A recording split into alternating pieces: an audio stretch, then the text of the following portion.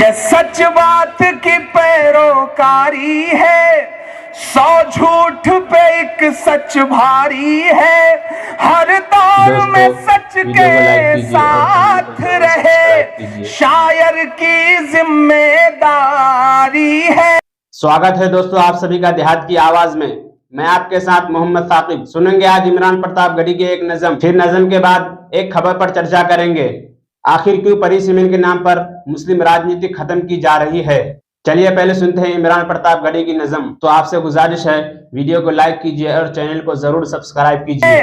शायर की जिम्मेदारी है, मैं आग से लड़ने निकला हूँ, अंगारों से क्या डरना, क्या डरना। मैं शायर हूँ, एक शायर को सरकारों से क्या डरना, क्या डरना, क्या डरना।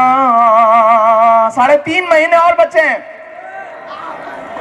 एहसास की शिद्दत मातम है, लफ्जों में खुशी ना मातम है, इस बात पे बस ईमान रखो, हर जुल्म की उम्र बहुत कम है, हर जुल्म की उम्र बहुत कम है।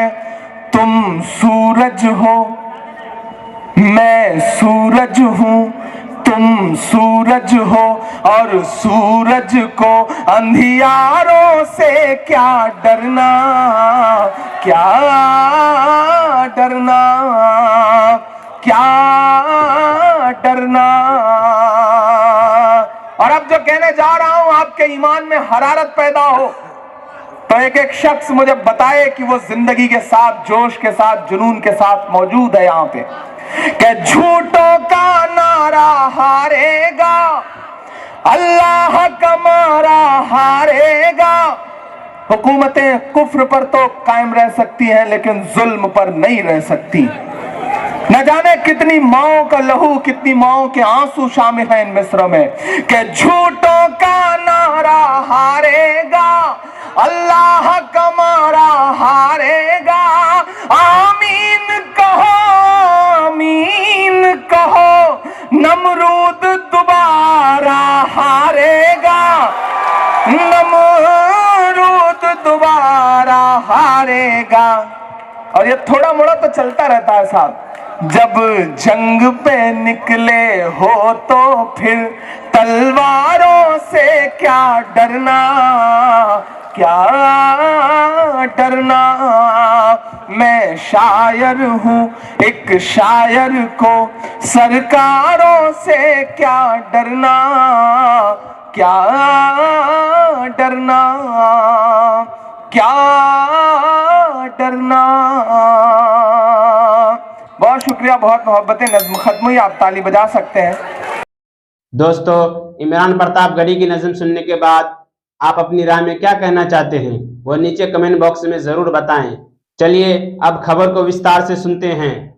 आखिर क्यों परी सीमेंट के नाम पर मुस्लिम राजनीति खत्म की जा रही है। मुस्लिम बहुल सीटों को क्यों SC/ST के लिए रिजर्व किया जा रहा है। पढ़िए पूरी खबर। आखिरी बार कांग्रेस के शासन काल में लोकसभा सीट का परिसीमन हुआ था, जिसमें बहुत सारी मुस्लिम बहुल सीटों को दलित आरक्षित करके मुस्लिम राजनीति को वहां से लगभग समाप्त कर दिया गया। ये सीटें ऐसी थी कि यहाँ से कोई भी मुस्लिम व्यक्ति आसानी से चुनाव जीत सकता था और राजनीतिक तौर पर हाशिए पर धकेले गए मुस्लिम समुदाय को इन सीटों को आसानी से मुस्लिम सांसद मिल सकते थे। देश में बहुत सारी सीटें ऐसी है जहां मुस्लिम आबादी ज्यादा है और दलित आबादी कम है, इसके बावजूद उसे आरक्षित कर दिया गया है। इसके उलट कई सीटें ऐसी है जहां दलित आबादी बहुत ज्यादा है, इसके बावजूद उन सीटों को जनरल कैटेगरी में रखा गया है। दलित आरक्षित सीट होने का मुसलमान समुदाय को सबसे बड़ा नुकसान ये है कि वहां मुसलमानों द्वारा चुनाव जीतना तो दूर, चुनाव लड़ने पर भी पाबंदी लग जाती है। 4 सीटों के उदाहरण से इस पूरे मामले को समझने की कोशिश करते हैं। पहली सीटें हैं रायबरेली, जिसे कांग्रेस अध्यक्ष सोनिया गांधी की परंपरागत सीट माना जाता है। इसके जातीय समीकरण को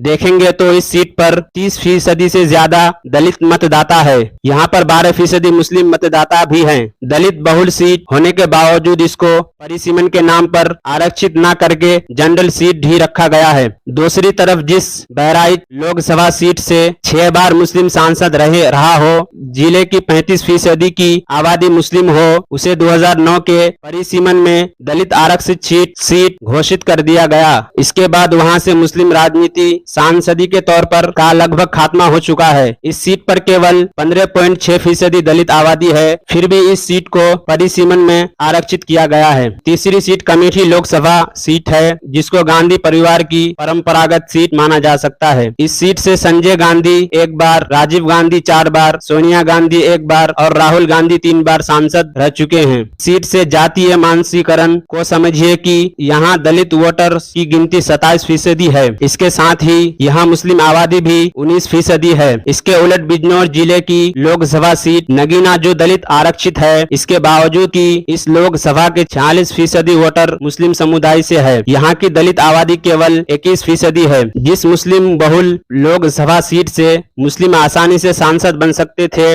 उसको परिसीमन के नाम पर दलित आरक्षित सीट में तब्दील करके यहाँ की मुस्लिम राजनीति को खत्म कर दिया गया है। अब आप खुद बताएं कि कैसा परिसीमन है, जिसमें 27% दलित आबादी वाली लोकसभा सीट है तो जनरल कैटेगरी में है, मगर एक मुस्लिम बहुल सीट जहाँ केवल 21% दलित है, उसे आरक्षित कर दिया जाता है। एक सीट जहाँ दलित 30% से भी ज्यादा है, उसे जनरल छोड़कर 15.6% दलित आबादी वाली सीट को आरक्षित कर दिया जाता है। अब परिसीमन के नाम पर हुए इस अन्याय को देखने के बाद कुछ सवाल हर व्यक्ति के दिमाग में गर्दिश करते हैं, जिसके जवाब शायद किसी के पास भी नहीं है। क्या परिसीमन के नाम पर मुस्लिम बहुल सीटों को दलित आरक्षित करना पहले से ही हाशिए पर मौजूद मुस्लिम राजनीति को खत्म करने की साजिश तो नहीं है? कांग्रेस पार्टी जो सेकुलरिज्म की झंडा वाहन है, जो अभी मुसलमानों के सबसे बड़े हितैषी होने का दावा करती है, उसके राज में ही मुसलमानों के साथ राजनीतिक तौर पर इतना बड़ा अन्याय कैसे हो गया? राजनीतिक तौर पर बेहद पिछड़ा मुस्लिम समुदाय राजनीतिक भागीदारी के लिए आखिर कब तक तरसता रहेगा? दोस्तों, वीडियो के आखिर में आपसे गुजारिश है, वीडियो को लाइक कीजिए और चैनल को जरूर सब्सक्राइब